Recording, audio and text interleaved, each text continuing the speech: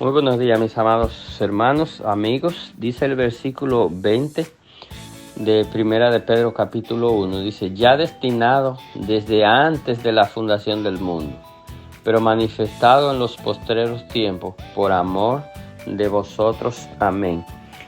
La salvación, lo hemos dicho muchas veces, esto es fue un plan de Dios, destinado desde la eternidad de Dios. Recordando nosotros que Dios no tiene principio ni final. Nosotros conocemos el principio de la creación. Nosotros conocemos el principio que narra la Biblia de la humanidad en el mundo. Pero nosotros sabemos que Dios ha existido desde siempre y para siempre y hasta siempre. Dios es eterno, Dios está en eternidad y Dios pertenece a eternidad. Pero la eternidad de Dios es sin principio y sin fin. Nosotros fuimos limitados, ¿verdad?, en este mundo, porque Dios nos creó, decía en una ocasión, Dios nos creó en eternidad. Y Dios nos creó para que fuéramos eternos. Nosotros perdimos ese estatus de eternidad, pero gracias a Dios en este plan que dice el verso, que destinó desde antes de la fundación del mundo, pero manifestado en los postreros tiempos por amor de vosotros. Entonces se está refiriendo a Jesucristo, que fue la provisión de Dios, que no fue un plan como dicen, haber un segundo plan o un tercer plan, como dice la gente. No, porque Dios conoce todo. No es necesario que suceda o que no suceda.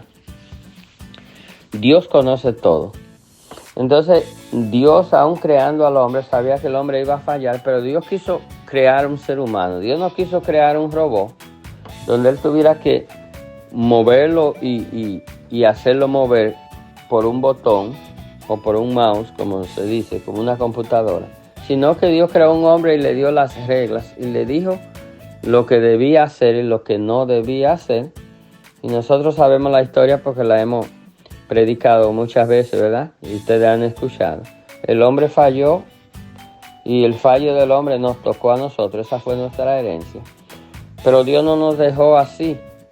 Gracias a su amor, dice el texto de hoy, ya destinado desde antes de la fundación del mundo, pero manifestado en los postreros tiempos por amor de vosotros. Cuando Pedro escribe y dice postrero, el tiempo venidero, ¿verdad? Pero Pedro fue contemporáneo del Señor, Pedro fue discípulo del Señor, Pedro pudo ver el Señor, pudo hablar con el Señor, pudo ser enseñado por el Señor, anduvo con el Señor. Entonces, nosotros tenemos el privilegio de tener la historia real, contada por personas que fueron testigos oculares de la vida y el ministerio del Señor Jesús y de su obra. Y por eso nosotros creemos en el Señor, creemos en Dios y creemos en su palabra. Por eso predicamos la palabra de Dios, porque es la verdad de la Biblia. Y la Biblia es la palabra de Dios y nosotros creemos en ella y creemos en su palabra. Y creemos que la palabra de Dios es lo que debe ser predicada para que tú la escuches y tú la recibas o la rechaces. Pero tú tienes conciencia de lo que tú escuchas, porque la palabra de Dios y de la manera que te la explicamos, tú la puedes entender. Y la palabra que te predicamos es la palabra de la Biblia. No le añadimos ni le quitamos. Dice ya destinado desde antes de la fundación del mundo, pero manifestado en los postreros tiempos por amor de vosotros. O sea, Dios te ama. Dios te ama y porque Dios te ama, pero debe entender, es porque Dios es amor y porque su amor está disponible ahí. No es porque Dios anda loco detrás de ti, porque Dios lo que ha hecho es que te ha dejado la palabra y nos ha dejado a nosotros y ha dejado predicadores en todos los tiempos de la historia para que prediquen su palabra y la gente, el que quiera, reciba. Después de escuchar y después de ser convencido por el Espíritu Santo, reciba la salvación, ese regalo, ese alto precio que pagó el Señor, que lo reciba o lo rechace. Es responsabilidad tuya que me escucha. Es decisión tuya. No puede ser mía ni puedo ser yo el que te arrepienta y te convierta.